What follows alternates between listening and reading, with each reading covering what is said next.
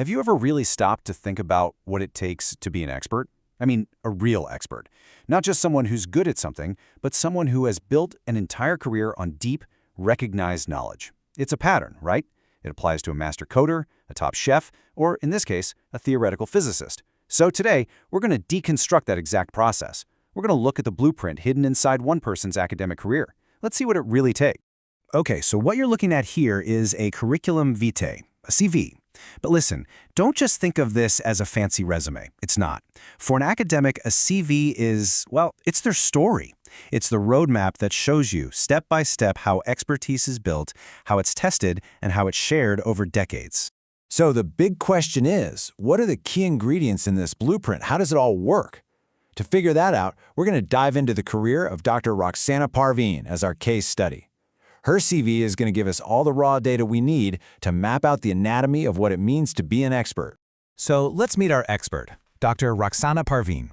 Now, the first thing you'll notice, the biggest, most important part of her academic profile is her highest degree, a Doctor of Philosophy, a PhD in physics, which she earned in 2021. And this isn't just another diploma to hang on the wall. It is the absolute cornerstone of her entire career. A PhD means something really, really important. It means you've officially moved beyond just learning what other people have already figured out. It means you've conducted original research and you've made a verifiable, new contribution to human knowledge. This is what it's all about, right? This is the fundamental requirement for being an expert. You don't just consume knowledge anymore, you actually create it. So how do you even get to a place where you can create new knowledge? Well, that's the first part of our blueprint. It's a long, and I mean long and incredibly focused educational journey. Let's take a look at the timeline. This really lays it all out, doesn't it? It starts all the way back in 2000 with high school science. From there, Dr. Parvin's education gets more and more specialized. You see the bachelor's, then a master's, then even an MPhil. Each degree a deeper dive, honing her research skills. And it all culminates in that PhD in physics in 2021. When you add it all up, that is a 21-year journey of non-stop, focused learning.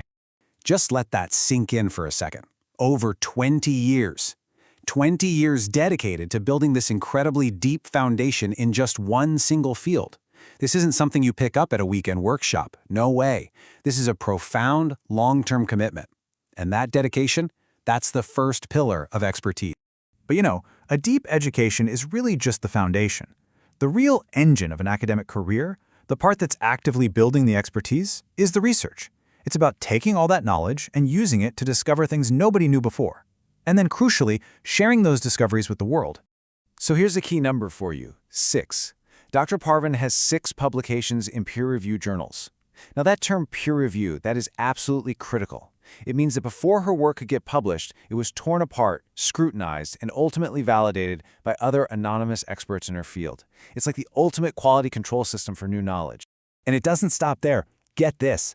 She has also presented her research 20 different times at conferences, both nationally and internationally. This just shows you an incredible level of activity, right? A constant engagement with the entire scientific community. And this gets to such a vital point. Expertise is not built in a vacuum. You can't just be a genius in your basement. Publishing articles and presenting at conferences, these are the ways an academic proves the value of their work. It's how they contribute to the field and build a reputation among their peers.